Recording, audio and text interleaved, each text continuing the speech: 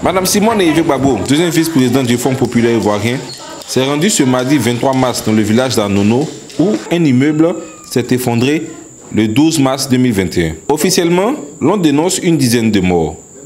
Madame Simone Yves Gbagbo était accompagnée des vice-présidents du parti, Secret Richard, Nicolas Djetois, son directeur de cabinet, Corentin Akpa, les secrétaires nationaux, Bibli Jonas, l'honorable Nyouté et Étienne Eponon, fils d'Anono. Ce dernier était le porte-parole de la délégation de Madame Simone Yves Gbagbo.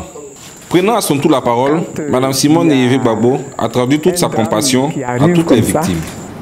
On est obligé de courir pour venir.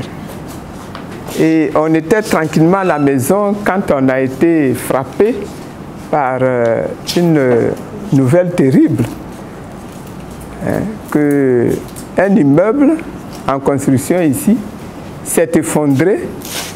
Et non seulement l'immeuble s'est effondré, ce qui est déjà une catastrophe, mais en plus il y a eu des morts. Et on nous a parlé de plus de 10 morts, de moins 13 morts.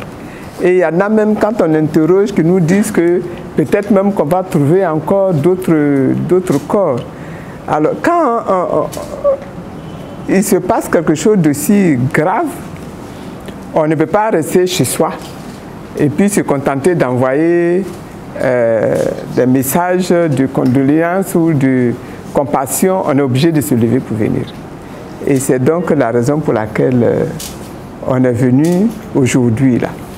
Sinon, moi-même, je sais que je dois une visite au village. Il y avait déjà, avant que lui-même, il ne soit, le maire n'ait été arrêté, on était en train d'organiser même une visite au village ici.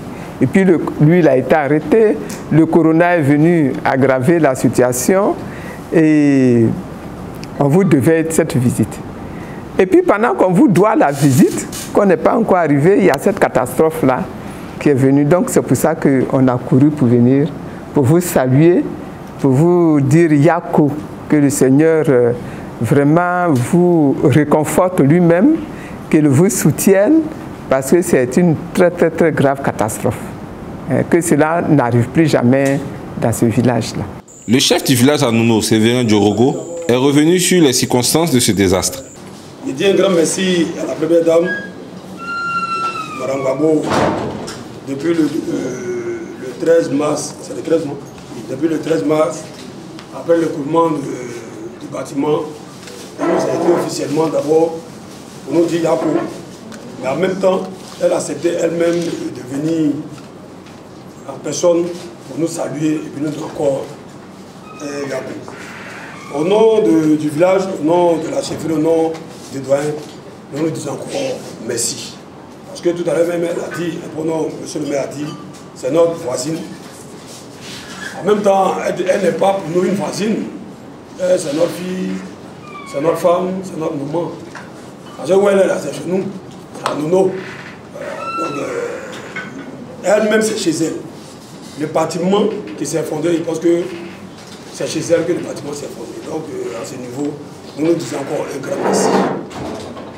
Quand on fait le point, on a au moins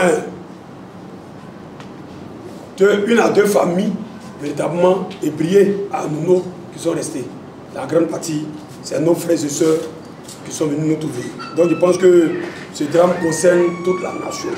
Même la CEDEAO, parce qu'on a un frère, un ami nigérien.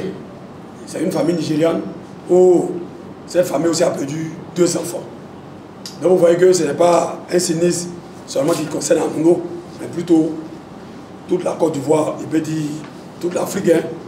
Après la chefferie, Mme Simone Yves Gbagbo a effectué une visite guidée sur les décombres de l'immeuble effondré.